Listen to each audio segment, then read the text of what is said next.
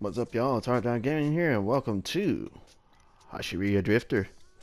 Timing right. Anyways, I figured I'd give you all the lowdown on this game anyhow. It's like $9.99 on PlayStation Store right now, and that's its base price. And there's a few issues, but some I could easily get over. I'm not sure about the rest of y'all.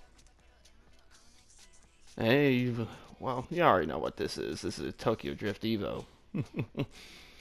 Anyways, few things to learn here. This game, I remember playing this on mobile, especially on Android, even though it had issues for Android for me. The menus were super laggy, but when you get into the game and do the drifting, especially online, which this one here doesn't have online yet for consoles, for at least this version of it, for whatever reason, I don't know. It's been out since like January 21st. You'd think it would have something going by now. But when you go to change settings, you would think when you press X it would save it. It doesn't. It actually ends up defaulting on whatever you have last selected. Say you were doing this and you do this. It puts it right back to default. So you have to literally back out to save the setting. And that goes for, well, most adjustments. And there are swaps. Yes, there is. The only biggest engine that is a V-type is the one. Oh, come on. Of course, I got to go all the way over here. It's the 1GZ-FE, which is the V10 found in a Lexus LFA.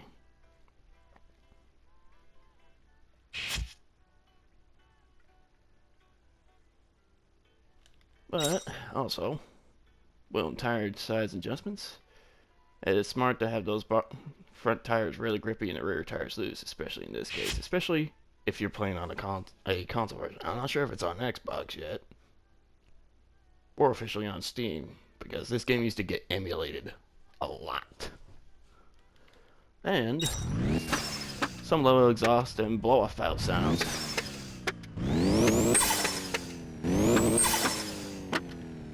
Now, if you want to change the sound, you have to use on PS4 controller L1 and R1, the bumps.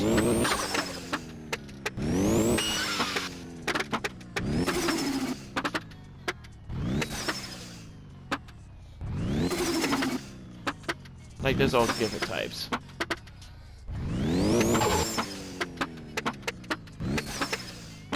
There's like a total of blow-off sounds of 12 blow-off sounds.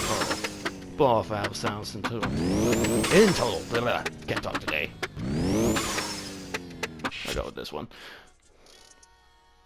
Like I said, yeah, same thing you have to do with exhaust, front rear wheels, and grip. You have to back out for it to save the setting and change.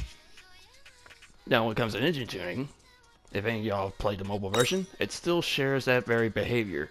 You do the upgrade, there's a time limit before you can do the next one. But here's an interesting twist. After they're all done, you have to go back through every one to have the power increased.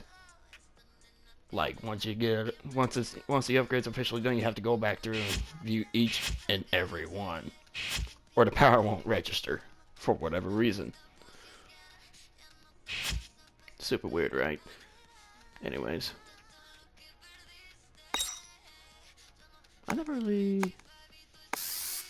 I thought there was some one-off parts. Guess not.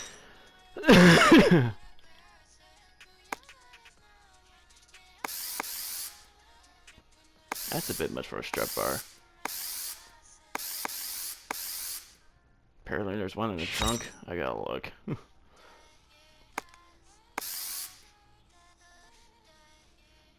Okay, that's total bullshit. Sorry, getting sidetracked here, but looks a little empty without it.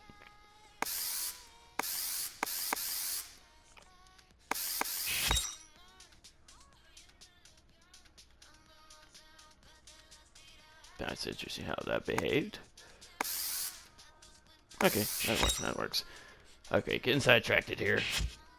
This is one of the so-called premium cars. How I know this? Because if you look over to that side, that car is still a premium car, but you still could buy it with, in-game guarantee like 250 something thousand I got. You could buy that for like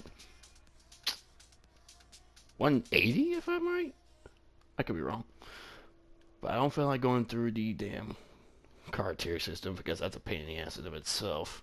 And it's super slow to get through. But yeah, I accidentally somehow got to select that car over there and show that $499 price tag on it. You know, just to get it quick without going through a grind session to do this. Excuse me. But other than that, I think I've been like well over a weekend and got 9 cars in total. And yes, if y'all seen my other video on this, drifting it, yeah, I got this too.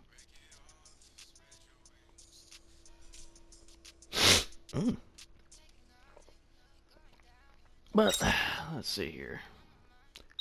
I imagine the tune-up should be ready for the JZX 100 Mach 2. And that's like my 700 plus horsepower car right now, so that'd probably be a good example to show you. You have to go through everything. As it currently stands, it's 772.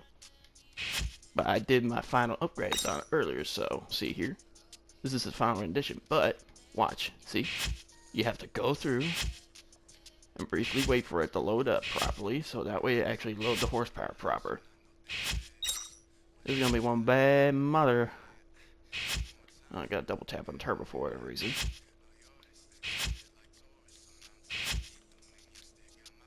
$1,002. Now if I were to bring the rev limiter up some more, it'd probably be like 1,000 something else.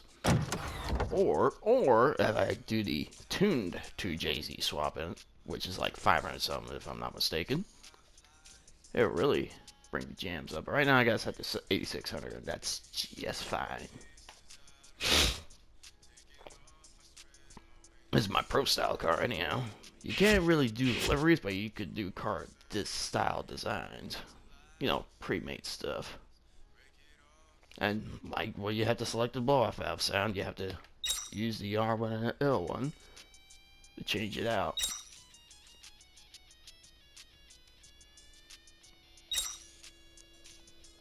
And wheel size and tire proportions are all kinds of borked for me. Are just like cringe to look at, honestly.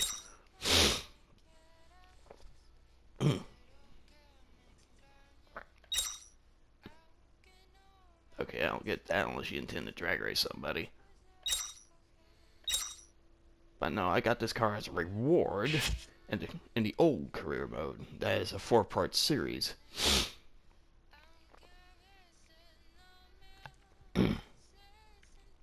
But I put my own final touches on to make it look proportionally correct. Now with the new power numbers, I need to go test to see how well it does. Now, if y'all remember watching my CarX video saying we need more mountain roads to play with, this has got a few of them, or at least a couple renditions. I know Toge's 1 and 2, Ritsutsu, or whatever the hell it's called. And then there's Countdown, which is Hakun, and then the Magari. I'm probably butchering that, but that's besides the point.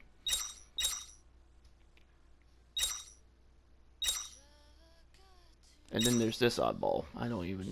I mean, I played this on mobile, but I think it's just some little weird, funsy little thing that the devs done. I don't know. Could be legit highway racing. I don't know. But it's just all kinds of cyberpunky. And let's go to Countdown. Now, the only downside right now is you can't really get into the settings to change your controller button setup, so I ain't got no handbrake. Not much of a choice, but it's not that hard to get it to initiate. You just gotta have at least some level of speed. And very little grip in the rear.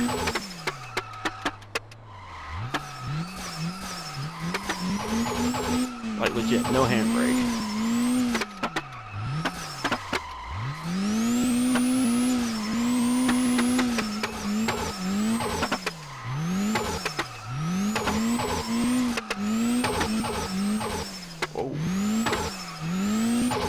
At least in free play and probably career part 1, you don't have to worry about wall taps knocking your score off. But as you get further into that old career during parts 1 through 4, they will start adding restrictions on you.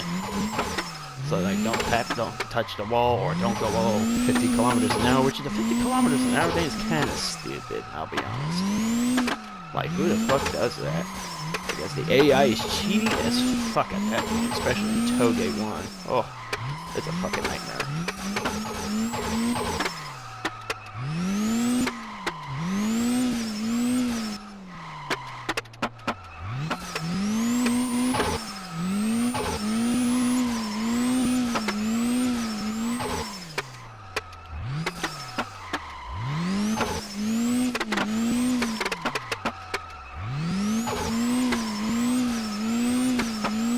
This game's not perfect by a stretch of imagination. I think this is what CarX tried to strive to be, but I don't know. Each has their own taste. Personally, I kind of like this better. CarX be lacking with some things like it, but unfortunately, the car list on this one is pretty damn short. Oh! When it comes to any variety, it's mostly JDM stuff. Now, maybe one European car, and that's a Lamborghini Huracan. That's like 1.6 million. So I'll do the numbers on that. But yeah, it actually feels like it's got weight behind it.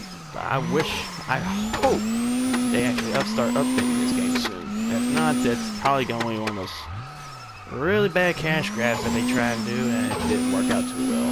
For one, they didn't advertise it. I didn't even know this was even on consoles till I was like poking around and saw Kanjizoku on PlayStation Store for like $14.99. I was like, I'm gonna get that for my as a late birthday present. And lo and behold, I went and dig a little deeper for, you know, discover games like this category while I was in there.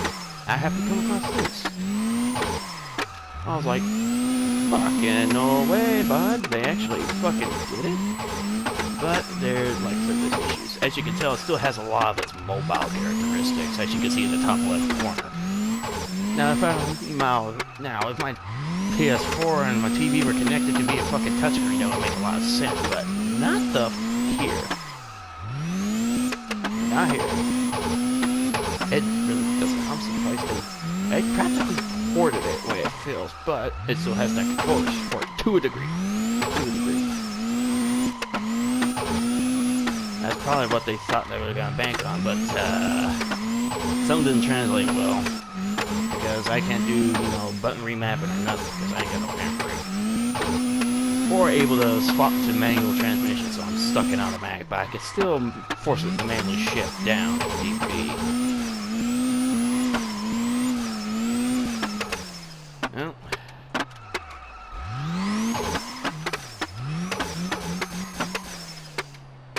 that's just how it is. If they don't update it before the end of the year, at least start updating it before at least this going fall. That's pretty much my reasonable place to start. I'd say don't even bother with it, but till then, you'll probably hear from me first, honestly. If I don't see something by at least August.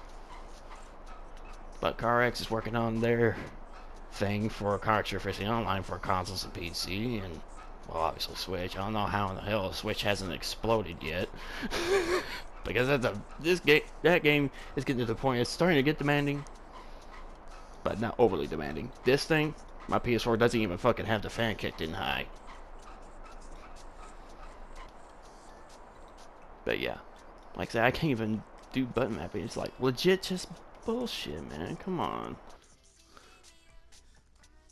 Like I got a lot of love in this game from the mobile version, but I feel like they kind of. I mean, the idea was good, but execution kind of shat the bed.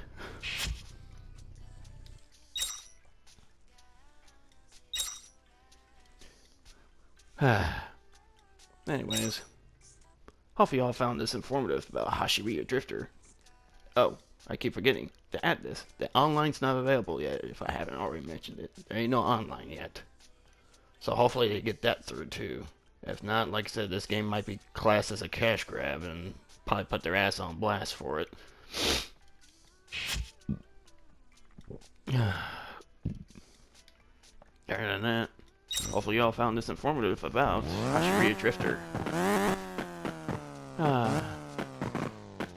The little beans. Anyways, y'all have a fantastic day, and remember, obey your local traffic laws.